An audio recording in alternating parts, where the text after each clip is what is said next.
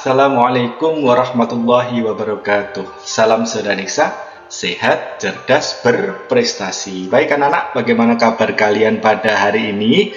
Pak Guru harapkan semuanya sehat-sehat selalu, sehingga bisa menyimak video pembelajaran dari Pak Guru dengan nyaman. Oke, anak-anak, melanjutkan pembelajaran kita atau seri video sebelumnya, kita sudah membahas tentang bagaimana cara membaca surat Al-Ma'un dan juga bagaimana cara menulis surat Al-Ma'un. Nah, tidak hanya itu saja anak-anak, pembelajarannya akan Pak Guru lanjutkan dengan membahas yaitu tentang makna kandungan dari surat Al-Ma'un. Jadi Pak Guru harapkan kalian tidak hanya bisa menulis dan membaca saja, namun kemudian kalian bisa memahami makna dari surat Al-Ma'un dan kemudian bisa mengimplementasikan di dalam kehidupan sehari-hari. Nah, lanjut ya, kita bahas satu persatu. Oke, sebelum Pak Guru lanjutkan pembahasan kita pada video kali ini, silahkan diamati ya. Untuk video ini, di gambar ini ada gambar apa saja. Nanti kalian akan menuliskan di LKPD masing-masing. Nah, di gambar nomor 1 ini gambar apa ya? Ini ada anak yang sedang diberikan amplop ini, silahkan dideskripsikan. Kemudian yang kedua ada gambar seseorang yang melaksanakan ibadah sholat, silahkan dideskripsikan ya. Kemudian yang ketiga ada gambar, ini ada mangkok, ada kedua tangan sedang saling memberi, ini silahkan dideskripsikan sesuai dengan makna kandungan surat Al-Ma'un. Kemudian yang keempat, ini ada seseorang yang memberikan bantuan kepada orang lain. Nah, deskripsikan juga di dalam LKPD anak-anak ya. Selanjutnya, nah Pak Guru akan membacakan pembelajaran atau submateri pada hari ini. Nah, yang pertama tentu kita akan membahas tentang makna dari surat Al-Ma'un. Isinya tentang apa sih Pak? Nah, yang pertama isinya tentang ciri-ciri orang yang mendustakan agama. Nah, orang yang mendustakan agama ini orang yang bagaimana Pak? Nah, nanti akan Pak Guru jelaskan di video ini. Kedua, ada ciri-ciri orang yang celaka di dalam surat Al-Ma'un. Nah, ini orang yang celaka, orang yang bagaimana Pak? Pak Guru akan membahasnya juga di dalam video ini. Yang ketiga, sikap terpuji yang dapat diambil sebagai pembelajaran dalam surat Al-Ma'un. Oke anak-anak, tanpa membuang-buang waktu langsung kita bahas di pembahasan yang Oke, sebelumnya Pak Guru akan menjelaskan terlebih dahulu bahwasanya Al-Ma'un itu adalah artinya barang-barang yang berguna. Kemudian surat Al-Ma'un ini terdiri dari 7 ayat anak-anak, termasuk golongan surat Makkiyah karena surat ini turun sebelum Nabi Muhammad hijrah dari Mekah ke Madinah. Kemudian surat Al-Ma'un ini diturunkan sesudah surat At-Takasur. Dalam Al-Quran, surat Al-Ma'un menempati urutan yang ke-107 dan nama Al-Ma'un ini diambil dari kata yang terdapat di dalam ayat yang ke-7. Baik, langsung kita bahas yang selanjutnya. Langsung ada pertanyaan, siapa orang yang mendustakan agama? Nah, di dalam surat Al-Ma'un, ya kalau kita baca di dalam ayat yang pertama itu kan pertanyaan. Ara'aital ladzi yukadzibu biddin. Tahukah kamu orang-orang yang mendustakan agama? Pertanyaan, siapa saja? Nah, yang pertama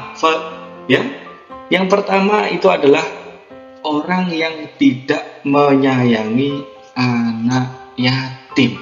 Nah, di situ ada gambar yang sudah Pak Guru sebutkan, Pak Guru tampilkan anak, ini hanya ilustrasi saja anak ya. Nah, anak yatim. Nah, anak yatim itu seperti apa Pak? Anak yatim itu adalah anak yang ditinggal meninggal oleh ayahnya. Kamu bisa bayangkan, mereka kehilangan tumpuan hidup mereka. Maka dari kita tidak boleh kalau kita menyia-nyiakan, bahkan kalau kita tidak boleh untuk menghardik itu bagaimana Pak? Maksudnya menghardik itu membentak, bisa dari segi fisik atau dari verbal juga. Bahkan kita membentak dengan sebutan hei anak yatim, itu saja kita sudah disebut sebagai menghardik. Nah, maka itu kita dilarang sekali menyakiti hati anak yatim. Di dalam surat yang lain ya disebutkan bismillahirrahmanirrahim, fa'amal yatima fala taqhar. Ya, maka dari itu terhadap anak yatim janganlah kamu berlaku sewenang-wenang. Oke, yang pertama orang yang mendustakan agama adalah orang yang tidak menyayangi anak yatim.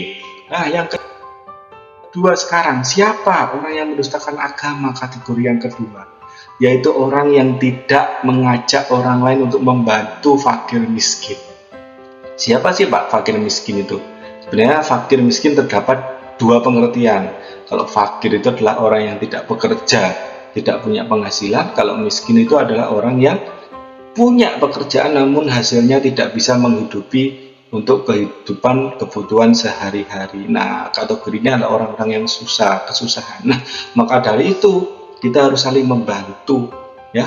Setidaknya kalau kita punya rezeki sedikit, ya kita membantu orang-orang tersebut, karena benar-benar orang-orang tersebut itu membutuhkan belas kasihan dari kita semuanya. Jangan sampai kita tidak mau membantu, kemudian kita menjadi kategori orang-orang yang mendustakan agama.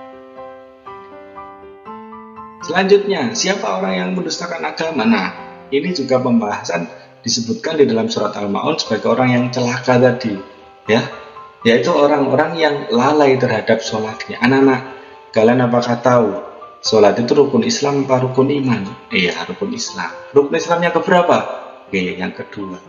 Kalian juga harus tahu juga bahwasanya sholat itu merupakan ibadah yang pertama kali dihisab di akhirat. Maka dari itu jangan sampai diantara kita menjadi orang-orang yang lalai, ya, karena ini termasuk sebutannya orang yang celaka di dalam surat Al-Ma'un, kategori sebagai orang yang mendustakan agama. Selanjutnya, nah, kalian sudah tahu ini ada gambar, sudah diperjelas dengan gambar, ya. Ini ada orang yang kemudian memberikan bantuan bagus, menolong orang bagus, betul, tapi kemudian dia membawa kamera, memotret dan membagikannya. Nah, ini adalah orang yang disebut sebagai riya. Riya itu bisa dikatakan sebagai pameran. Kita melakukan sesuatu bukan karena Allah, melainkan kita ingin dilihat, dipuji, diperhatikan oleh manusia. Nah, orang-orang seperti ini adalah orang-orang yang sangat rugi. Karena apa? Sesuatu yang mereka berikan, ya, itu pahalanya menjadi hilang, menjadi rusak. Karena apa? Mereka melakukan itu bukan karena Allah, melainkan tujuannya ingin diperlihatkan kepada sesama manusia. Dan orang-orang seperti ini termasuk orang yang mendustakan agama.